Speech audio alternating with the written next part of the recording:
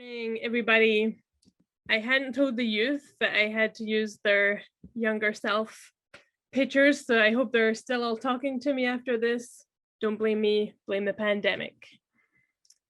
Good morning and welcome to First Parish Brewster. We are a Unitarian, Universalist, welcoming congregation of people of diverse philosophies and beliefs, people of various cultures and races, sexual orientations, gender identities, abilities, and socioeconomic backgrounds. Whoever you are, wherever you are on your path, may this be a place of rest and restoration on your journey.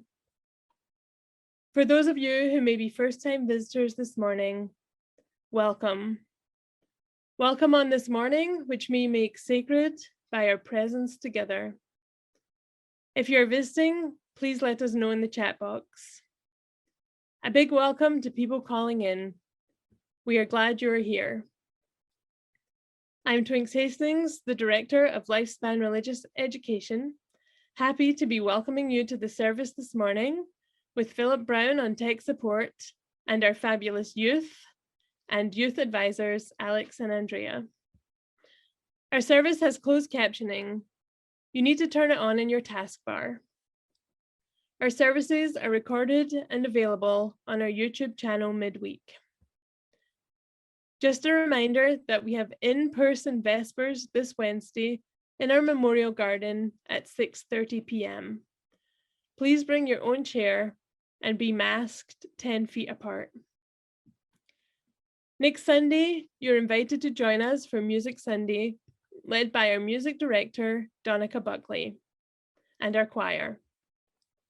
Also, it will be Donica's last Sunday with us. We will be saying farewell to her in the service. Please send your short 30-second video or picture to Philip at tech@firstparishbrewster.org by this Thursday at 5 p.m. to be included in that farewell. The Spring Festival is coming to a close today at 2 p.m. This will be your last opportunity to bid on some wonderful offerings from members within our FPBUU community. There are fabulous food and soup offerings, in addition to some outdoor social gatherings that enable us to spend some quality time together. Your participation in this auction helps to support our faith community. So ends our announcements. Welcome to worship this morning. It is so good to be together.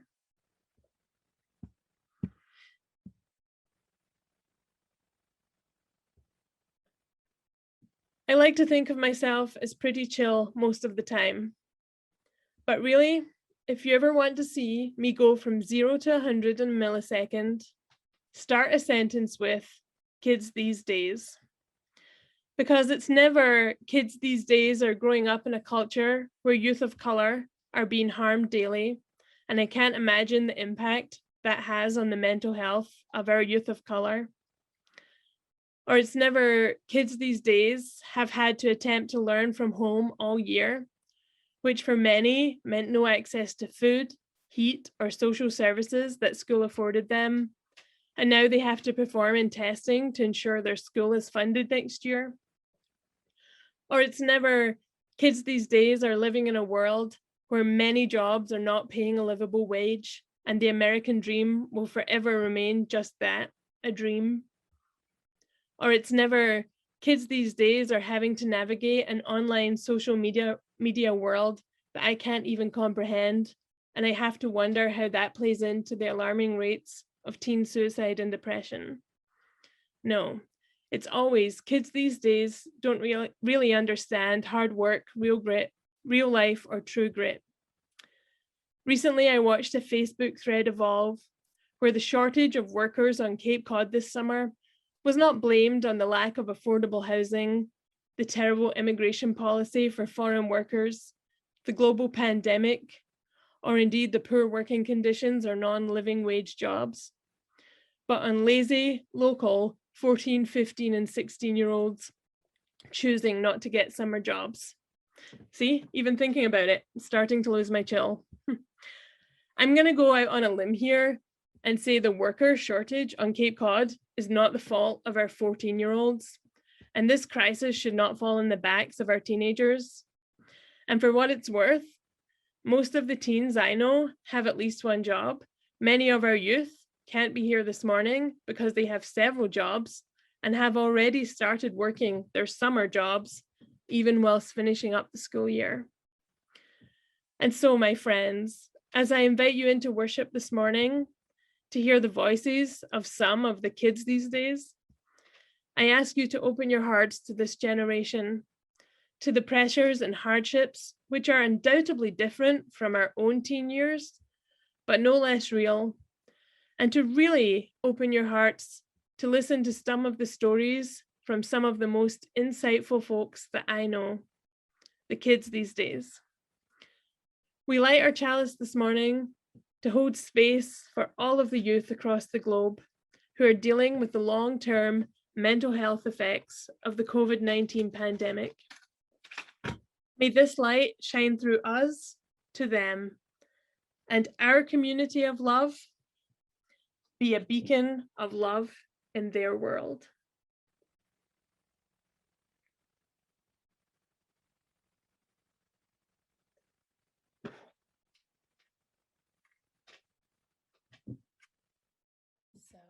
Good morning, everyone.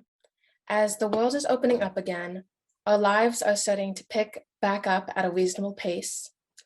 I know mine is. I recently went back in person to school full-time from being remote since November. For me, finishing high school after this year is bizarre, fun, sad, and confusing. I'm sure many of us in this room are experiencing other transitions just like this. Summer will be a whole new chapter for everybody. Since our service is about perspectives through the youth's eyes, I'm going to invite you to close your eyes, and you can turn off your camera if that is more comfortable for you, and try to think back to a time when you were a high schooler. Do you remember any of the pressures about getting into college and fitting in with your peers? Can you remember your first big mistakes and first big accomplishments? This year has been hard for everyone, but especially for teens and children. I would invite you to reach out to the youth in your life, whether that is your child, a grandchild, or even a friend's child, and really listen to what they have to say. Perhaps even offer up some wisdom that you might have. One of the best feelings is knowing that someone supports you and takes moments out of their day to check up on you. Amen and blessed be.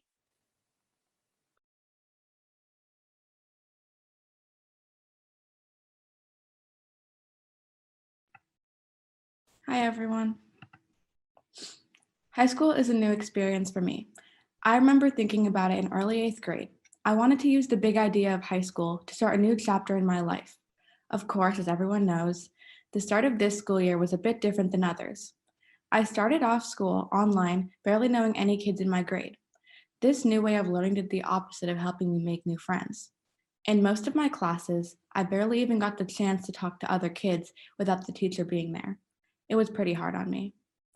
After around a month of being all online, we started going into school, 2 days a week. All this time I'd spent at home not meeting new people since quarantine started almost made my brain forget basic ways of talking to new people. All of a sudden, I showed up to school with 2 friends whom I had no classes with. I would walk to my next class with thoughts flooding in my brain. Are people staring at me? Does my outfit look good? Is my shirt too long, too short? I would get anxious until I would see one of my friends in the distance. I would run up to them, and all of these scared thoughts would leave my brain. And while I was with a friend, I didn't care what anybody thought about me anymore because I knew that I would have somebody to back me up if I needed it. But then they left. My 2 friends who raised my moods and sat with me during lunch stopped going to school. COVID hit harder, and their parents decided that it would be best if they started learning full-time from home. Meanwhile, my parents knew that my grades would remain well if I continued going to school twice a week, but would drop if I stayed home. So I went to school by myself. Of course, I made new friends, but they weren't like my real ones. I could tell because of the thoughts in my head that got worse when I was around them, as if I had to pretend to be somebody else for them to like me.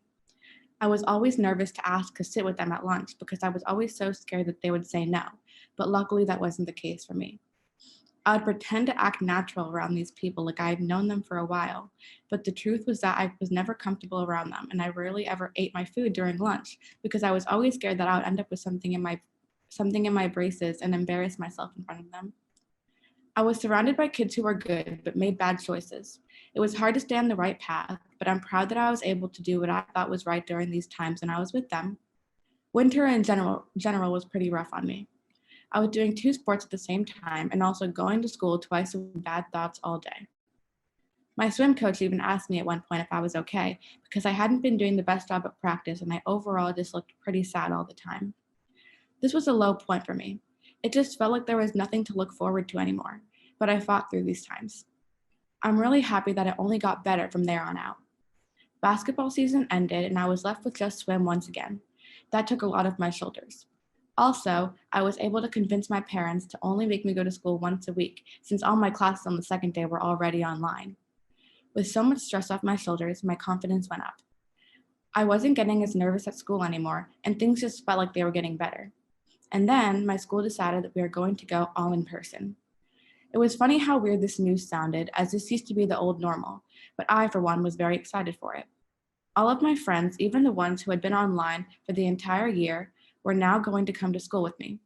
My amount of school friends went up, and I was so ready for a real chance at a new start. It is now the weekend after my first week of high school in person, and it went great. It felt so great and so much more comfortable to have friends at school again, and as of right now, I am the happiest that I have been this school year. All in all, my high school life is like a slope. I will always have my ups and downs, and as great as it is to have ups, always remember that it is just as important to have downs, so that in the future you can look back at the bad times and be grateful and more aware to be living in the good ones. Thank you.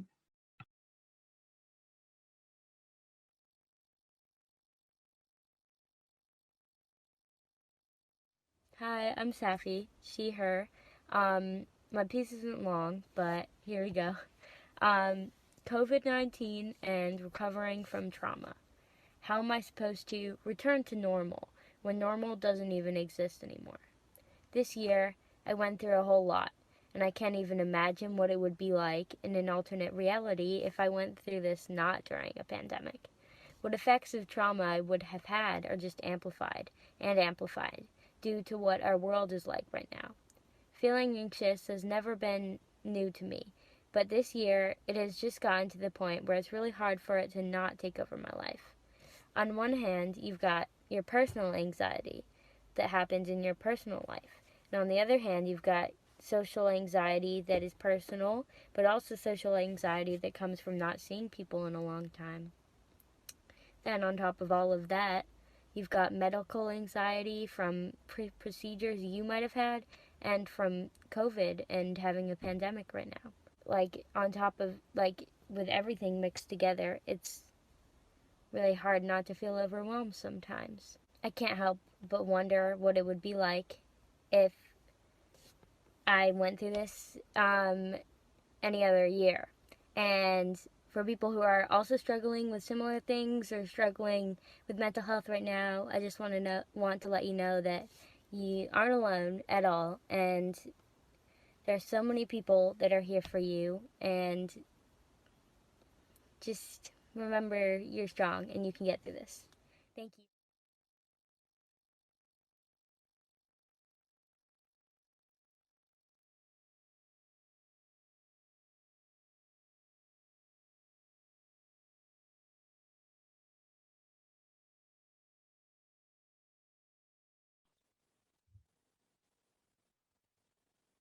Hello. So each week we have the practice of splitting our plate. Half of what we collected goes to the work of First Parish and half goes to a worthy organization. Our community organization this week is Youth Outreach Hospitality, YOH. As an action team of Nauset Interfaith Association, YOH seeks to support youth who are or are at risk of becoming homeless or otherwise experience dire need of exclusion from the community. Their goal is to help these young people experience safety, respect, dignity, and the opportunity to make their own choices as contributing members of the community which we all belong. Today on this Youth Sunday, we ask you to donate to work of this important organization that is making a difference in these young people's lives right here on Cape Cod. There are a couple of ways you can give today. You can text to give, the number is in the chat box, or you can mail a check to the church made out to the FPBUU with split plate in today's date. You can also donate on our website. However you choose to give, we thank you for this generosity this morning. The offertory will now be gratefully accepted.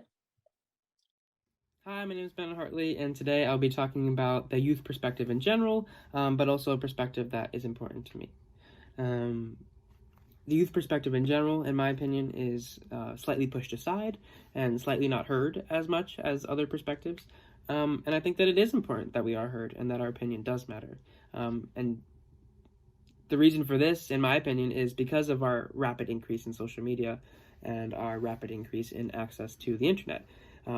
It's 10 times easier nowadays for us to do our own research, go watch videos on social media, look at articles online, find reliable resources, and, form our own opinion on things, not just because someone we look up to told us to see the world that way. But we are now able to form our opinions based off things we can find online, and we can find on social media. And I think that does add validity to the youth's opinion on certain worldly issues and political issues. Another aspect of this that I think of is, take climate change, for example. In 25 to 30 years, climate change is going to be even, a greater issue than it is now. And it will be the youth generation that really does have to deal with it and figure out a solution. So I think that it is important that, our opinions are heard now and not in 25 and 30 years when we're in the heat of it, in the midst of it. So that's another aspect that I think that's important to listening to the youth's perspective and the youth's opinion on certain issues. Specifically for me, the perspective that I want to share today is about labels and how labels can affect your view on the world. Luckily for me, over the past 5 years, I've been able to travel to Honduras on a medical brigade. And, originally, and for a lot of people, they see, medical brigades as, the white savior complex, or, only doing it because it makes them feel better. Because, these countries that these trips are going on are, these countries are labeled as underdeveloped or third world countries. And I think what was important for me when I did go on these trips was to not see it like that, and to see it as I am going to help other people. They're other people, I'm a person, they need help with access to healthcare, and that's what we're going to give to them. And I think another aspect of this that did help me see this was I formed a relationship with a kid named Christopher. We hung out a lot in Honduras. We played soccer together and tried to communicate with the little Spanish I knew.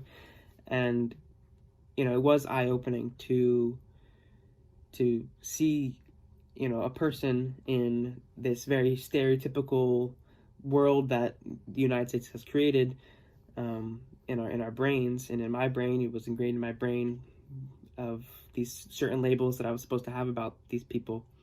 It was important to have that relationship and to learn that he was just a person. Just a regular old person, nothing different about him. There was no label assigned to him, and there should never be labels assigned to these people. They don't deserve to have labels assigned to them, because if labels are assigned to them, it makes it that much harder for them to escape those labels. So I think it's really important that everything that we go into, every issue we talk about, we start with zero labels. And labels are bad in general, but they really shouldn't be formed unless you truly immerse yourself in these topics and in these issues. So I think that's something that is really important to me, that we don't start topics with stereotypes and labels about people. We go into it helping, understanding, getting to know other people. And we no longer see different groups, different ethnicities, different races as anything but another person. And that takes a long time to deconstruct in your brain, and stereotypes stay in your brain for a very long time. But it is something to look towards and to work on. So, thank you.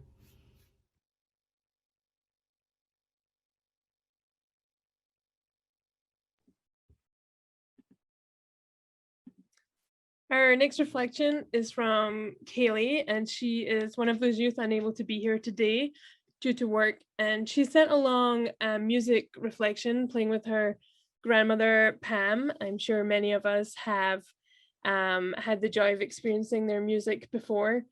Kaylee is currently serving on our search committee for finding our new music director, which is such a beautiful example of how this community can really lift up our youth and listen to their voices. And this piece is from the Pulse nightclub shooting. It was written in response to that. And I know that this topic is a very important one and close to Kaylee's heart. And that is why she chose this song for her reflection today.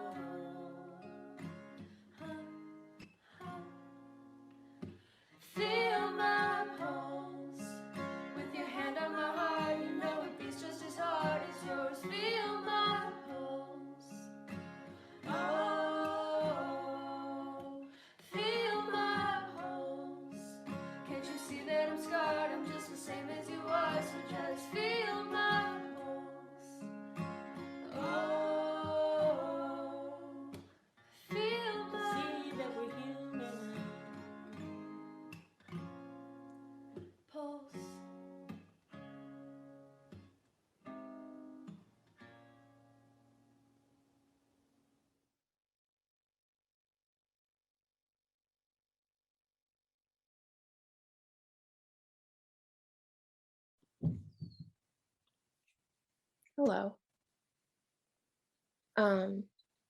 So good morning again. So when the youth group came up with the idea of sharing perspectives through our eyes, I was so excited because it's a pretty interesting view, but I had no idea what I would talk about. Recently, and throughout this whole year during the pandemic, there have been horrible hate crimes against Asian American people. It occurred to me that one evening that perhaps I could share my story and experience as a youth and as a person of color. If you know me, you also know that I'm adopted from China. I do not look like my parents or brother, and that is often has me wondering where I fit in. Growing up, I didn't care who I was or what I looked like, but as I got older, I, like everyone, became more aware of how people were seeing me. I felt the need to tell my story everywhere I went, explain myself and my family, so to speak. I've lived on Cape Cod all my life, except for the first 14 months of my life. And as you probably all know, the Cape isn't the most diverse place in America. My parents tried to connect me with other Asian adoptees around my age, but we just didn't click.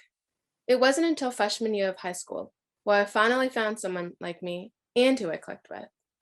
Later one summer, I went to a camp in Colorado with about 80 kids who were all Asian adoptees. I had never been around so many people who looked just like me, which is crazy to think about sometimes. We bonded in a way that I had never before with any of my other friends or past friends. That camp widened my horizons, far beyond the canal that separates a man-made almost island from the rest of the country. I think everyone here, in some way, can relate to my story. I am at a new crossroad in my life. I'm constantly asking myself, who am I? What do I want? And how will I move forward with and live my life to the fullest? Finding a community who supports, loves, and understands you is a beautiful thing. Realizing that it's okay to stand out a little and walk my own path has taken a very long time. I'm definitely not done, and I'll never stop going. Thank you. And this next song is by the Beatles. You probably all know it. It's called Let It Be. And here is me singing it.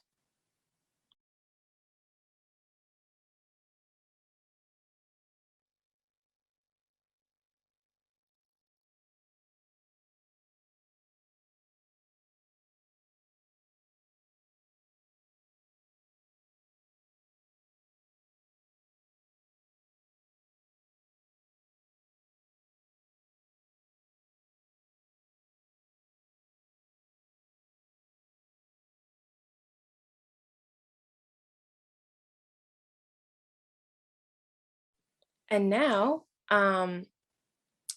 we were putting together some short poems. Unfortunately, not everyone was able to turn in their poems, but that's okay.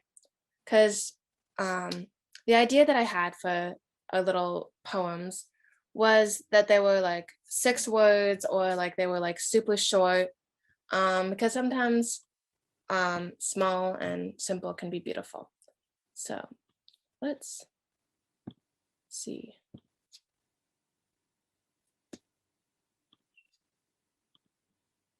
Oh. I don't think my sound shared, but oh well.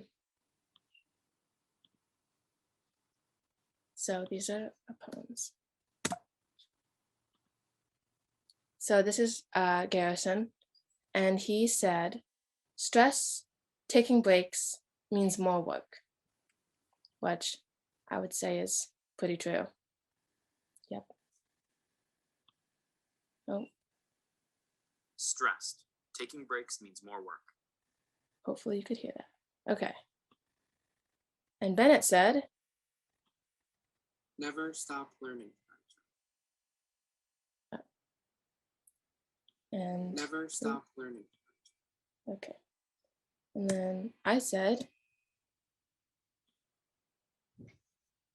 a very long pause. I'm still learning and growing. Time to turn the page. yeah, so I did it mine in the form of haiku.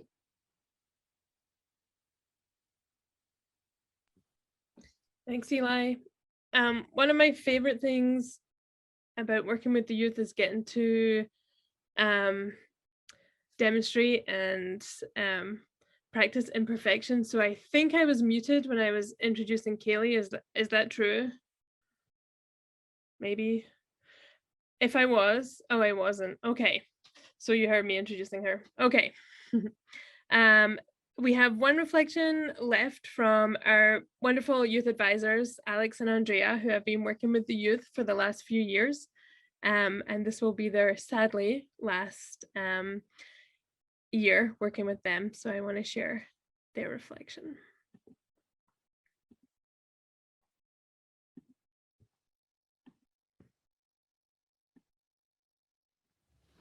Hey everybody, Andrea and Alex here. It's been such a gift to be part of the Youth Advisor program for the past 2 years. It's reminded me of how I was during high school and made me realize how mature, connected, grounded, kind, and self-aware our youth at First Parish are. When I was that age, I definitely didn't have a program like this to be a part of and was admittedly a little lost. It's been such a joy to listen to everyone and share stories and laugh. It's helped me gain a different perspective on life and understand the struggles and pressures they deal with on a daily basis. I've learned to take time out of my busy schedule to explore my own creativity more, which is something I don't think I would have understood fully if it wasn't for the youth. It's been an amazing pleasure to be a part of the group and of everything we've done for the last 2 years. To watch you grow, to watch you handling difficult situations, to be playful with you. It's hard to say goodbye to seniors, but I know that you are going into new and better things for you in the future. And I know that you will do great. And all the youth, you are amazing. You just will do amazing, and enjoy the summer. Enjoy every minute of it. Take it one day at a time. We still are around and will be around. So see you soon, hopefully.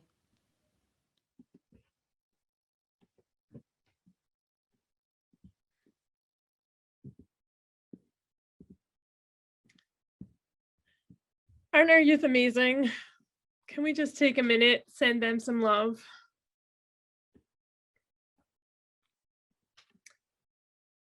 There is so much going on in their lives, and I just really appreciate the work that they went into getting this service together for us, and the gift that they give our community, and the gift that Alex and Andrea gave to our youth. First Parish Brewster is a 1 in a million community, a community where we can all find home, a community that we get to call our own. Not a perfect community, not a community that we don't all need to work at, but a community to share who we fully are, our passions and our gifts, a place where we can be lifted up and find home. As we continue to grow into who we want to be in this world, my prayer is that we continue to hear the voices of all of the ages and to value equally the contributions we all have to make, to include more opportunities for leadership, insight, and decision-making. And most of all, for a place where we all are loved.